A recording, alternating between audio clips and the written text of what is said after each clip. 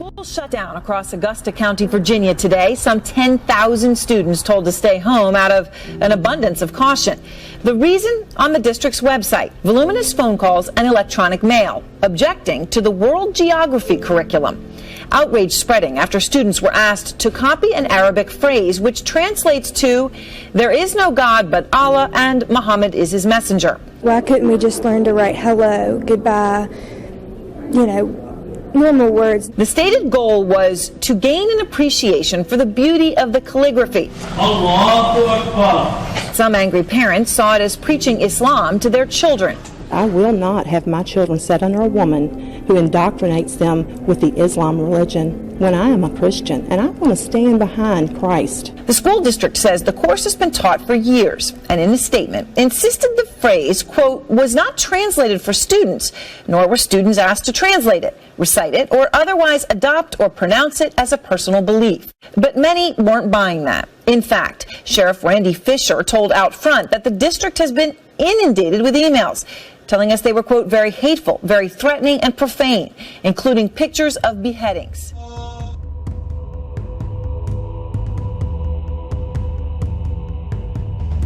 Officials here saying this was a threat that was emailed in to a school administrator, a specific violent threat made against the two high schools here in Nashua and New Hampshire. They took it seriously. They shut down all 17 public elementary, middle, and high schools today. Unfortunately, this being part of a frightening trend that's been happening in the last week. Schools from California to Texas to Florida to New York receiving threats. People are scared, some shutting down schools, others finding them to be not credible, finding them to be hoaxes and not shutting down schools. But here in Nashua, New Hampshire, this is a high-profile place. This is a place that politicians have been frequenting lately as the presidential primary approaches in January, the first primary. This is a place that a lot of eyes are on, a lot of people are watching. So as they work with the FBI to trace this threat, to figure out if this is credible or not, the school superintendent said they were taking no chances, shutting down classes today, although they do expect to reopen tomorrow.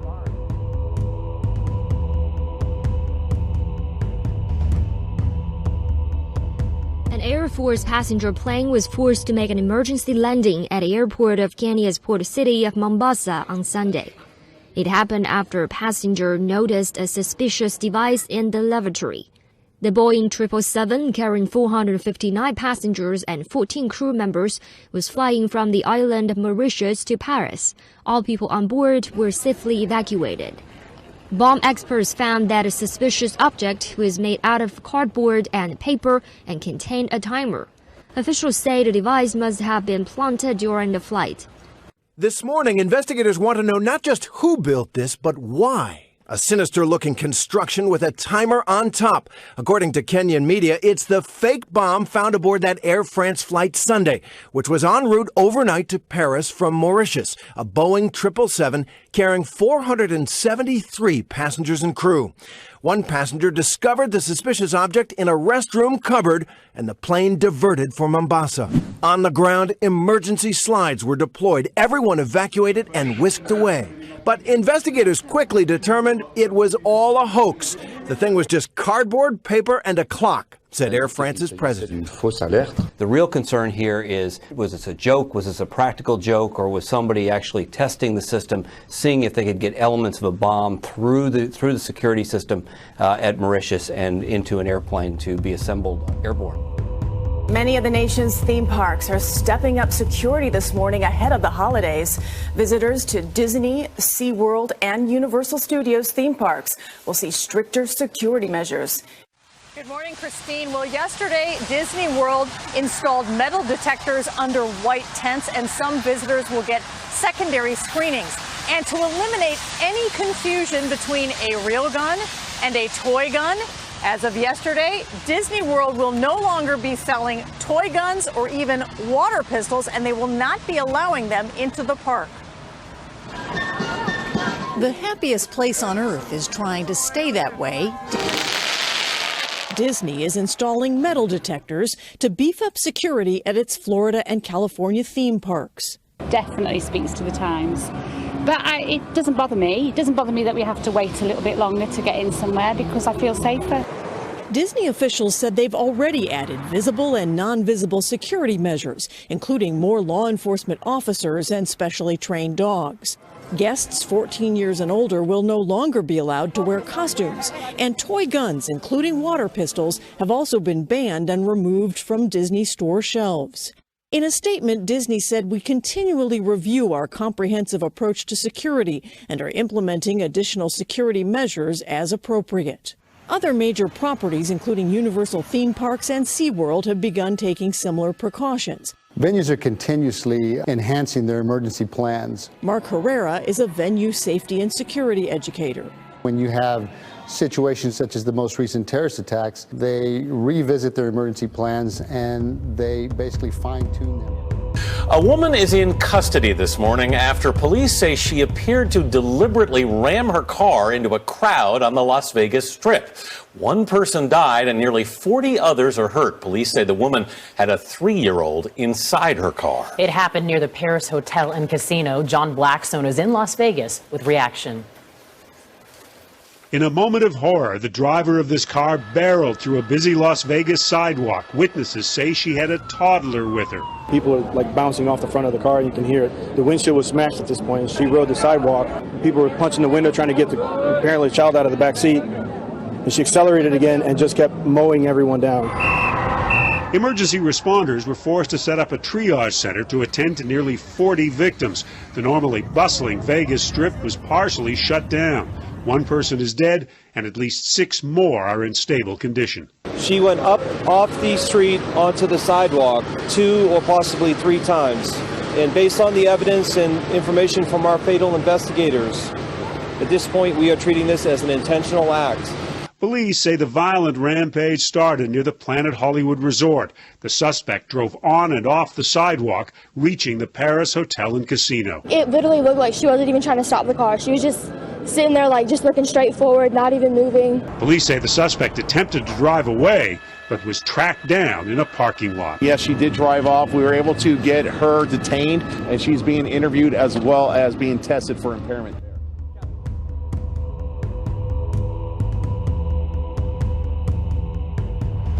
Power stations are often surrounded by security fencing and guarded by round-the-clock patrols. But the real danger may not come from a physical attack on a facility, but through cyber attacks on the connected sites by hackers thousands of miles away. We're seeing people looking for vulnerabilities, people scanning to see what types of openings they can find. Inside the nation's largest power grid operator, cybersecurity experts keep watch for intruders 24/7. An Associated Press investigation found that the networks running the U.S. power grid remain vulnerable, despite repeated warnings by cybersecurity experts and increased efforts to stop the attacks. We're still in this era where everyone believes it's secure by default. And it's not. AP has learned that nearly a dozen times in the past decade, foreign hackers have gained remote access to networks that run the grid, which supplies power to the military, mass transit, businesses, and millions of Americans. While none of the intrusions resulted in the catastrophic blackouts lasting days or even weeks feared by the intelligence community, that possibility remains. It's all real. It's all there's lots of variables, lots of potentials that could happen. Identifying the source of cyber attacks is notoriously difficult, but private firms have alleged that recent attacks launched against the U.S. power grid were carried out by hacking teams within Russia, China, and Iran, some with their government support. Even the Islamic State terrorist group is trying to hack American power companies, according to the Department of Homeland Security. We are not where we need to be, and we are very, very focused on getting to where we need to be. Homeland Security officials say public and private cooperation is key in fighting cyber attacks. Our ability to assist in the protection of cyber systems depends upon our receipt of information. Security experts say the country's power system is aging and outdated, never built with network security in mind, and fixes often take way too long. In the case of a large cyber attack on the U.S., we can't be calling up vendors and having them say, sorry, it's going to take us 8 months to get this patched. But experts believe hackers may have already infiltrated networks that control parts of the grid, even if they have not yet used that access to turn off the lights. Well, after 32 years of banning blood donations from gay and bisexual men, federal health officials are now lifting the lifetime ban, allowing them to donate to our nation's blood supply. The ban initially went into effect during the early AIDS crisis, but medical groups and gay activists have argued the ban could no longer be justified due to modern screening methods. It's not a total victory for these activists, however. Major restrictions will remain on who can donate. For example, gay and bisexual males must not have had sex with another man for at least 1 year prior to donating. Critics of the provision argue it's a double standard and question how abstinence can even be proven in the first place. The Food and Drug Administration says the change is, quote, backed by sound science and continues to protect our blood supply.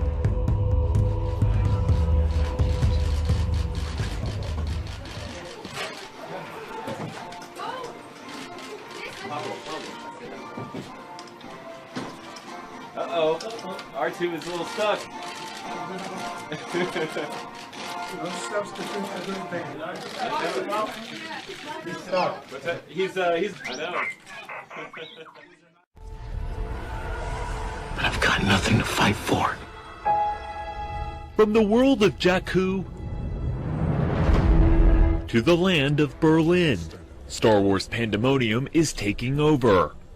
Inside the Zion Church, Jawas and stormtroopers fill the pews as the Force awakens the faith in a congregation of about 500 people.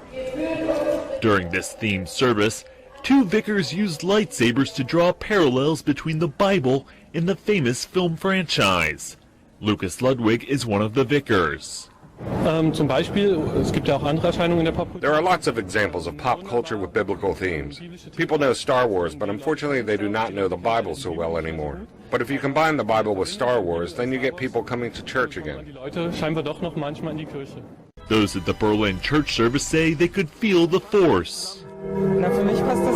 For me, they go together very well. Everyone is talking about it at the moment. It's about good and evil, like the vicar said. And with a faith as strong as the Force, these churchgoers might overcome any evil, including from the dark side. Germany has threatened to launch legal action against those EU members who are refusing to take in refugees under mandatory quotas. There is no other way of doing it. It will be resolved through the appropriate legal channels. The plan to distribute the migrants among EU members in accordance with their GDP and other economic factors was introduced back in the spring, but it was met with staunch opposition from at least 10 states.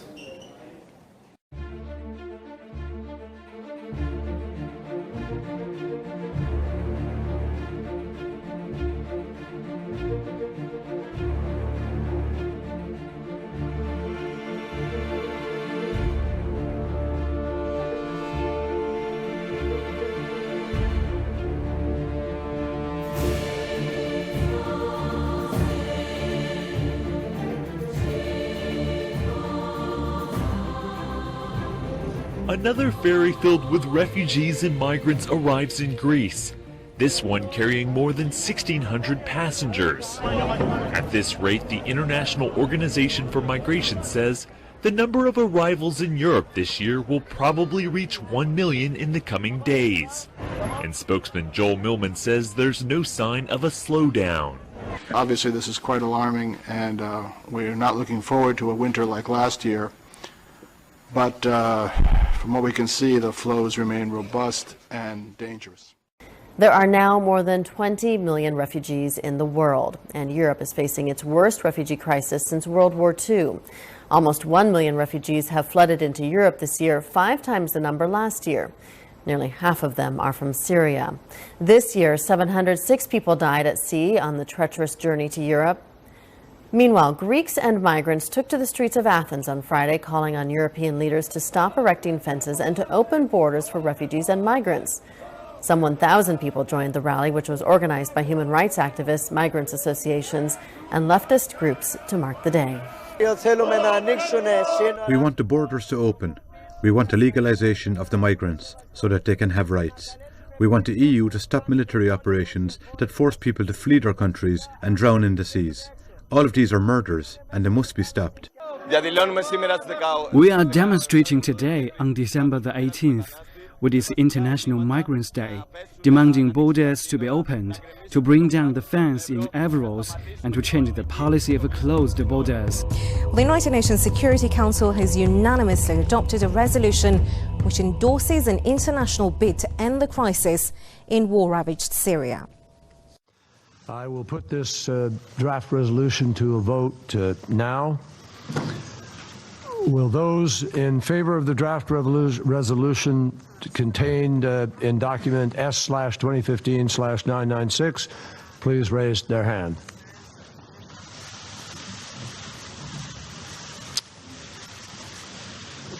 The result of the voting is clear. It is the draft resolution has received 15 votes in favor, and therefore the draft resolution has been adopted unanimously as Resolution 2254 of 2015.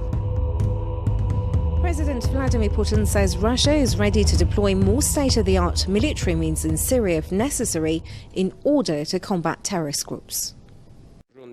These days, the armed forces of Russia are fighting against the bandits on the front line, destroying their infrastructure, camps, and bases in Syria.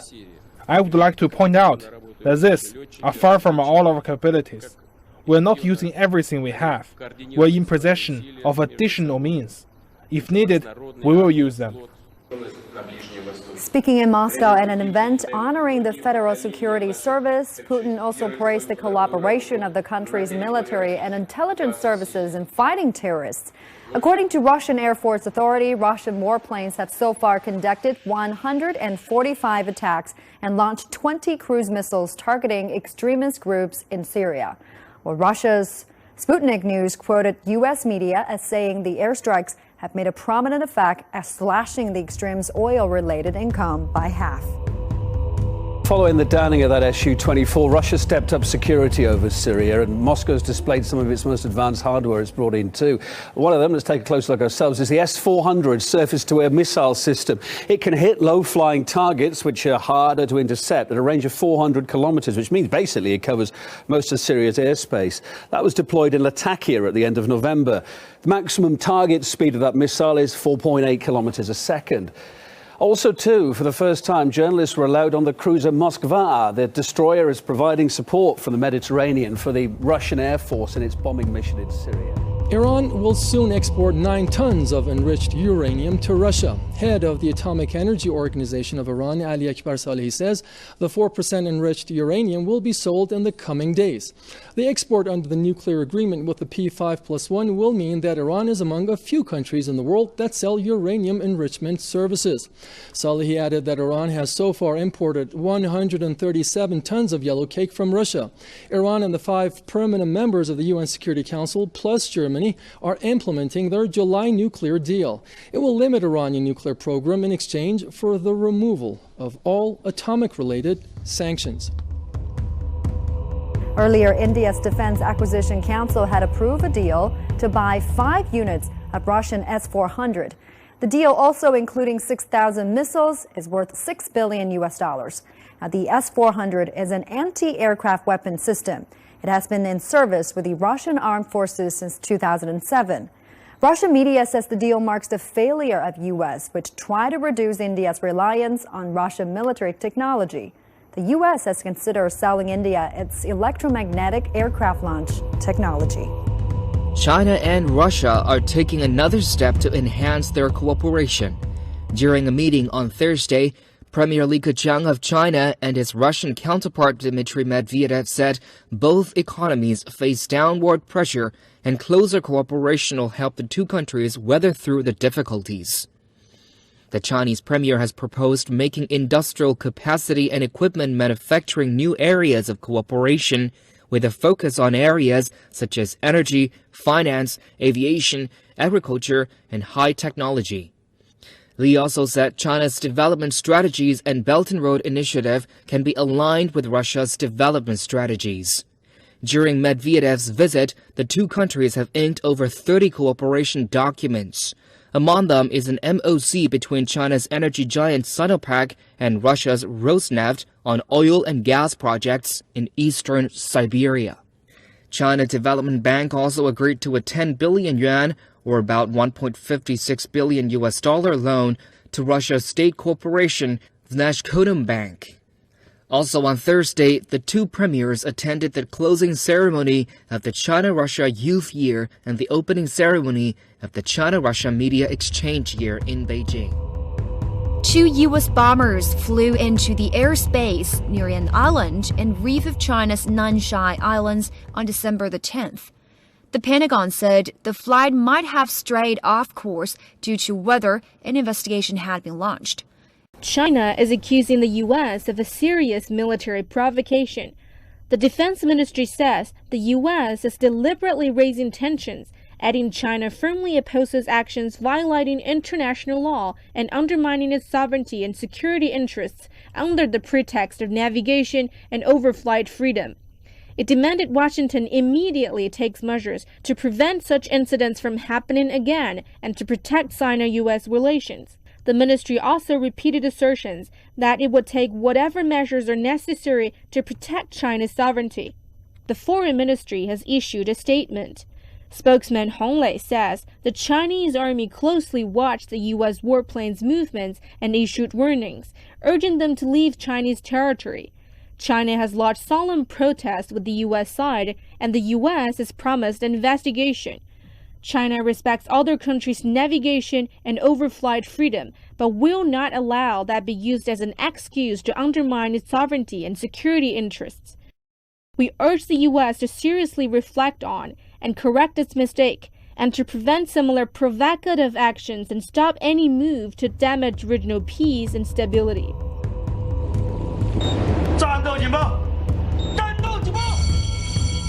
Warships, submarines, early warning aircraft, and fighter jets were deployed.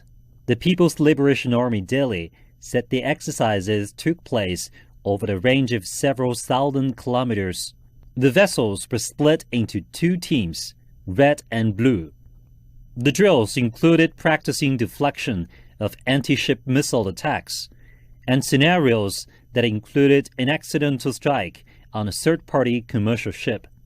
The live combat drills are an important part of our annual Navy exercises. Our practice takes place on the high seas, under unfamiliar circumstances and in complex weather conditions. The live fire exercise practiced anti-submarine and air defense operations in adverse weather conditions. The commander of the Red Team said only by experiencing a variety of difficult situations can one not be panicked in the midst of war and win. The US has lifted a 40-year-old ban on exports of crude oil, despite historically low prices on a saturated global market. The measure, though, is part of a budget plan for 2016. The deal was approved by both parties in Congress. Democrats agreed to it in exchange for tax breaks for the renewable energy industry. And it's seen as a victory for the Republicans and oil companies, which claim it would boost the American economy and job market. Some Democrats, though, disagree. It undermines the investment in our future and in jobs and in growth in our economy. There are concerns that we have about jobs. At a time when we want to good-paying jobs, which we have here in our refineries, we're shipping those jobs overseas. And another concern voiced about lifting the ban was the effect on the environment. One Democrat said the deal threatens the international efforts to curb climate change. And environmental activists have warned that fracking, a method of extraction of oil widely used in the US, is damaging to nature and human health. The reversal on crude exports also looks set to drop oil prices even further. That's after hitting its lowest mark in recent years. And the move could hit other oil exporting countries hard.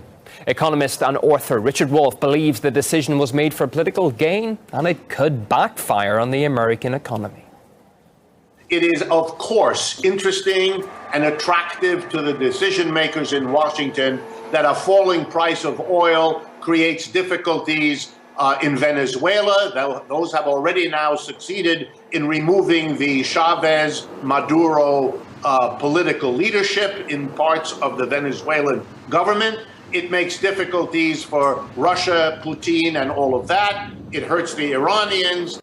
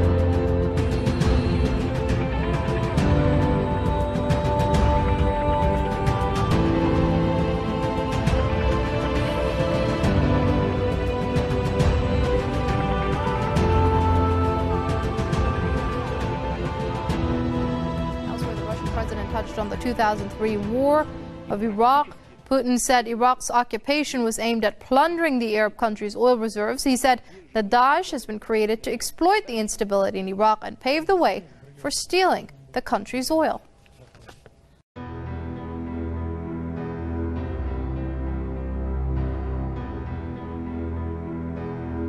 Russia's economy is not doing well. The ruble has again dropped in value, mirroring the falling oil prices, while prices of everyday products are on the rise. Many Russians, even in Moscow, are feeling the pinch. The prices are going to go up, and they have already risen if you compare Moscow and St. Petersburg. Key products like milk and bread are quite high, even though they say it's not. Сказывается в том смысле, что раньше у меня была хорошая зарплата. It's having an effect in the sense that I used to get a good salary, but now I just get a salary. And the money people make are all spent on food and housing, because the prices of these things are all going up, but people's salaries are not. Russia has imposed sanctions on food produce from the EU, the US, and recently from Turkey. As a result, food prices are spiking and restaurants are noticeably emptier than 2 years ago. But some Russian companies are doing well despite the crisis. Чистый Край is a dairy company that launched in 2013, just about the time that Russia imposed sanctions on EU dairy imports. They began to sell their products to Moscow supermarkets in 2014, and today you can find their goods in over 400 stores around the city. Расти мы будем точно. Мы очень быстро адаптируемся. We're definitely going to grow as we adapt very fast, and we're a lot more mobile than the players before. We can afford to do this, and we communicate to consumers directly. Поднимать постепенно. For many people, Чистый Край products are not affordable. Unemployment rate reached 5.5% in January and is expected to rise to 6% by the end of the year. According to Russia's economy ministry, both private and state sectors have seen substantial layoffs. The big problem for Russia right now is consumption, which is still getting worse, and latest month showed it down about 12%. Most of the year it's been down about 9%, and it's just suddenly got worse in the last month or so. The Lebanese militant group Hezbollah says an Israeli airstrike in Syria has killed militant leader Samir Kantar. Kantar was the longest-held Lebanese prisoner in Israel and reviled by Israelis as a child murderer. Hezbollah's Al-Manar TV said on Sunday that Kantar was killed in a strike on a residential building in the Damascus suburb of Jaramana. Kantar was imprisoned in 1979 in Israel after he was convicted of murder in an attack that left an Israeli policeman, a father and his 2 children dead. Kantar and 4 Hezbollah members were freed in 2008 in exchange for the bodies of 2 Israeli soldiers.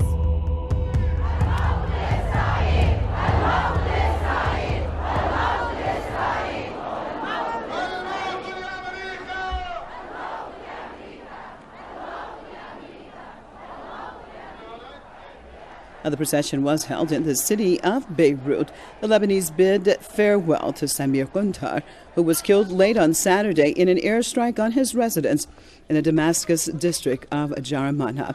Mourners voiced support for Lebanon's resistance movement Hezbollah. Senior Hezbollah official Hashem Safieddine said that Israel will be held accountable for killing its Guntar. Israeli warplanes have struck targets inside of Syria several times in recent years. Guntar spent 29 years in Israeli jails. He was released in 2008 after a swap deal with Tel Aviv. The UN-sponsored international conference on the question of Jerusalem Al-Quds has accused Israel of ethnic cleansing of Palestinians. According to the official UN press release, Tel Aviv's policy of ethnic cleansing is pushing Palestinians out of Jerusalem Al-Quds. The UN Secretary General Ban Ki-moon said violence in the Palestinian territories is bred from nearly 5 decades of Israeli occupation. He said the current situation is a result of fear, humiliation, frustration and mistrust. Ban also condemned Israel's settlement construction, calling it an obstacle to peace. The director of the Al-Haq Legal Center in Ramallah, Shawan Jabarin, called on world nations to sever cooperation with Israel, ban settlement products and implement sanctions. Turkey's President Recep Tayyip Erdogan said Thursday that fighters from the Kurdistan Workers' Party, or PKK, would, in his words, be annihilated. Turkey's state-run Anadolu news agency has said security forces were in hot pursuit of militants in those towns near the Syrian and Iraqi borders. The towns were placed under curfew on Monday before an assault involving 10,000 police and troops backed by Turkish tanks. A 2-year ceasefire between the PKK and Ankara fell apart in July, shattering peace talks and reviving a decades-long conflict. The protests began in November when students opposed government proposals to take over territory in several towns in the Oromia region. The proposal had sparked fears that Addis Ababa was looking to grab land traditionally occupied by the Oromo people, the country's largest ethnic group. Activists say security forces shot dozens of protesters in early December. There has been no immediate response from Addis Ababa to these claims, but the government had previously put the toll at 5 dead. A government spokesperson said the peaceful demonstrations that began last month had escalated into violence, accusing protesters of terrorizing civilians. A car bomb explosion has rocked the Somali capital, killing 3 people and wounding 8 others. Officials say most of the victims were civilians. They are expecting the death toll to rise. Police say the violence broke out when assailants opened fire on a government official's car. That led to an exchange of gunfire. Soon after reinforcements arrived at the scene, a bomb exploded in the area Mogadishu, which is packed with hotels and supermarkets. So far, there has been no claim of responsibility, but similar attacks in the past have been blamed on al-Shabaab militants who have been fighting to topple Somalia's Western-backed government. 6 American soldiers have been killed in Afghanistan, the victims of a suicide bombing. The Taliban has claimed responsibility for the attack. It took place near Bagram Airfield, the biggest U.S. military facility in Afghanistan. We're told the bomber drove a motorcycle full of explosives into a foot patrol.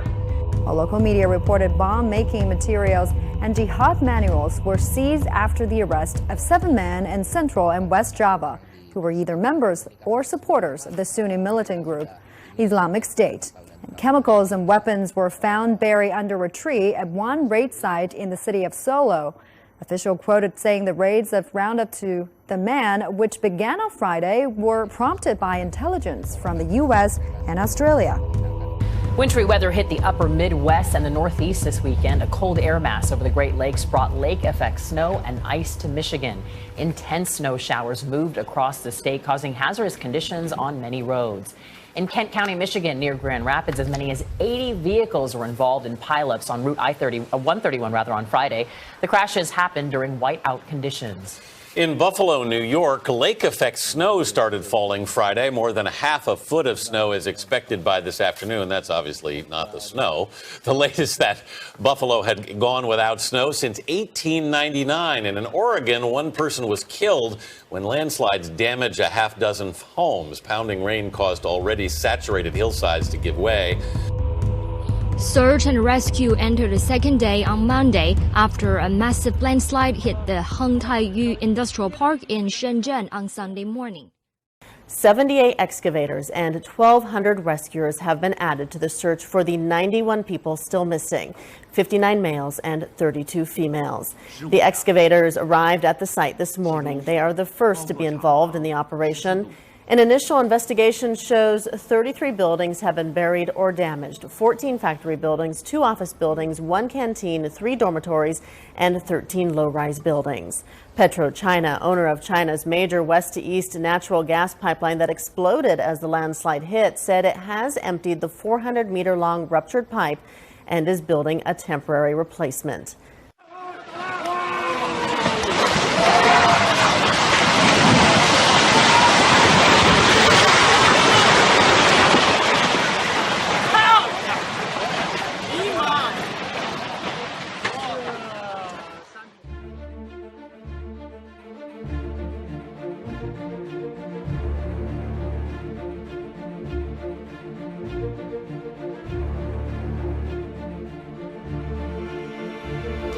Some roads have become rivers in Pampanga province in the Philippines.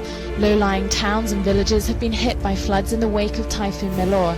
The province acts as a catch basin after heavy rainfall. Water rushes down from nearby mountains, inundating homes and paddy fields.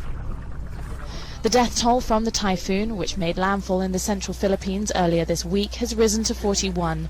4 people are still missing, 20 injured, and as many as 750,000 moved to evacuation centers. We really need help from these floods.